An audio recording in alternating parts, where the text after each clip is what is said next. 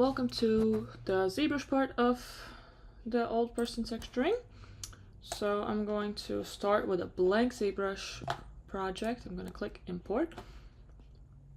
I'm going to import the file that I just exported. Open and import it, drag it in, click edit right away. So now it is there. Nice. So in this tutorial, I'm going to kind of show you how I would go about creating these details on this model, right?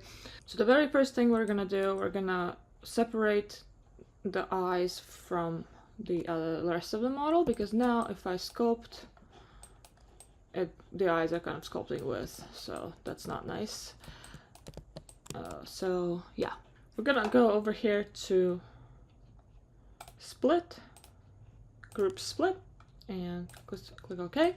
So now we have two subtools, which is the eyes and the head. So that's what we want. So next, we can basically begin to sculpt. But before we do that, I want to make sure that I can see my reference a lot. So kind of like I did in Maya, but just a little bit different in here. So I'm actually going to utilize the PureRef app that I was talking about earlier in the semester, and it has some really cool features. So I can just kind of scoot these two images right here, and I would want to have them on the screen basically at all times so that I can see my reference, right? And so here, when you click on PureRef, you can kind of see modes. There are different modes. So there's a mode that's transparent to mouse. So that means that mouse clicking is not gonna do anything to the images. Overlay selection, always on top of, and always on bottom. So always on top is always on top of windows. So we are going to go ahead and select this one, because we want it to be always on top of the ZBrush. So then it says click on a window to attach PureRef. So we're just gonna go ahead and click. So now if I drag my ZBrush, it drags with the software, and I can still click on these images. So, and then another thing I'm gonna do is I'm gonna select both of these images, and I'm gonna go into mode. And I'm also gonna say overlay selection. So here it tells me, are you sure you wanna enable this mode?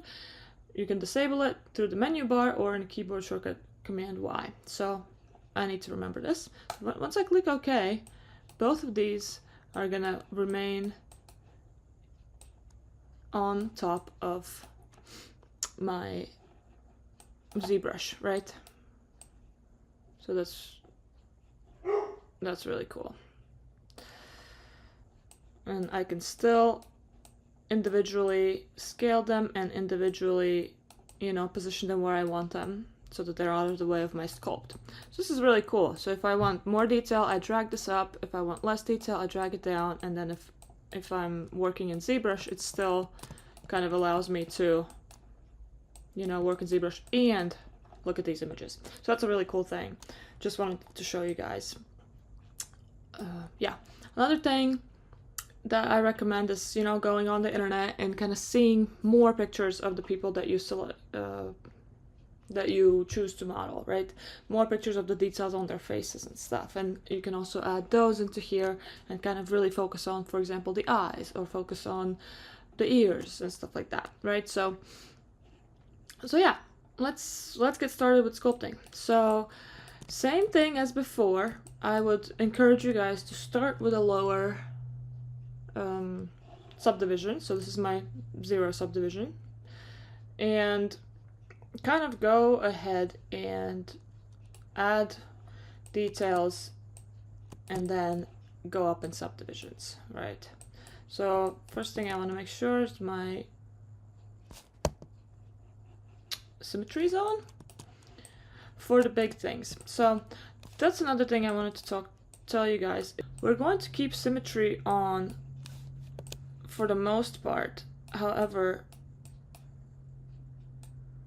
once we start sculpting the details, I really, encourage you guys to not use as much symmetry, because, our faces are really not symmetrical, not very symmetrical at all, actually. So, yeah, we'll see that a little bit later. I'll show you an example. But yeah, I'm just fixing the head a little bit now because it was a bit too blocky for my liking. So yeah, you can see from different angles, it kind of, you know, makes a difference. So now it looks a little bit better. Again, we can always see where we come from in ZBrush. So see, this is the way it was, and I have, you know, nudged it just slightly down. But yeah, I'm just gonna start sculpting away. So first, still, I see there's a couple adjustments I would like to make. So if I make this bigger, right, I can see that, yes, he has a little bit of a dimple or like a indentation here on the cheek. However, this is too much. I've done it too harshly. So I'm going to just, using the move tool, I'm going to just kind of pull this back out. Right, pull this back out, maybe even smooth a little bit. But for smoothing, I'm gonna press shift and I'm gonna go down on the intensity a little so that it's not super intense. So something like this seems to work a little bit better than this, right? So this is how it was, and now this is where we are at. So it's subtle changes, but they make a big difference in the human's face. And you know, after we're done with this, it's most likely not gonna look anything like this actor, but we're gonna try to make him as good as we can, right? So yeah, all right. So let's get started here. So I'm gonna go ahead and probably just mess around a little bit more, so I can see here better than I did in Maya, like the indentations and stuff that I've created. So here we can smooth a little bit. So I'm gonna go lower, right? Make it just a tiny bit smoother. Alright, pull this out just a touch. Smooth a little bit.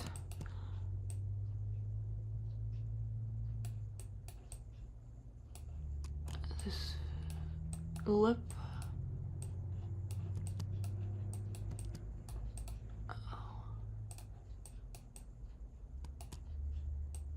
I see where I was going with this, but I'm gonna just nudge it in a little.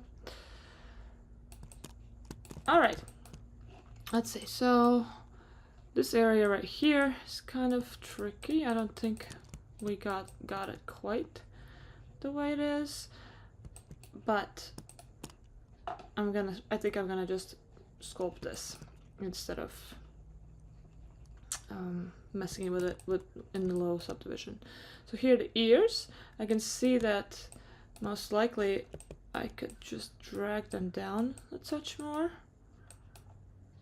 This part of the ears could be dragged down a little more because I'm kind of looking at this line right here, right?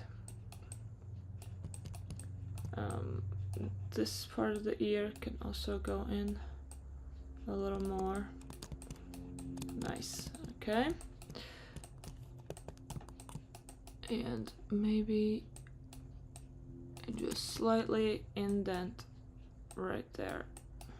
Okay. All right, well, let's start building him up. First thing I'm going to do before I subdivide, I'm going to make sure that I UV unwrap this. So I'm going to go ahead and do it right here in ZBrush after I've done the majority of, you know, the big moves on the first subdivision, right? So I'm going to go ahead and go to Z plugin, UV master, and then as easy as clicking unwrap. So now it's unwrapped. We can go to UV map and we can say morph UVs. So this is how it unwrapped us. So it's not the best, however, it's good enough for us for this particular project. We could go ahead and paint, you know, the UVs ourselves, or in the program there's ways to kind of control them a little bit better, but we just are gonna go ahead and stick with these. Another way you can see UVs is right here. So basically what happened is it separated the mouth area, and we have a seam right here, which is, you know, not ideal. You might fix it later, but for now I'll just leave it as it is currently. Nice. Okay, so one thing I'm gonna do just in case, and I like to do this, is I'm gonna export this, because this is a base mesh that I'm starting with in ZBrush, right? Because I've fixed up my geometry a little bit after Maya, right? So I'm gonna go ahead and export this, and I'm gonna say it's in the same OBJ files. I'm gonna say ZBrush base and say save.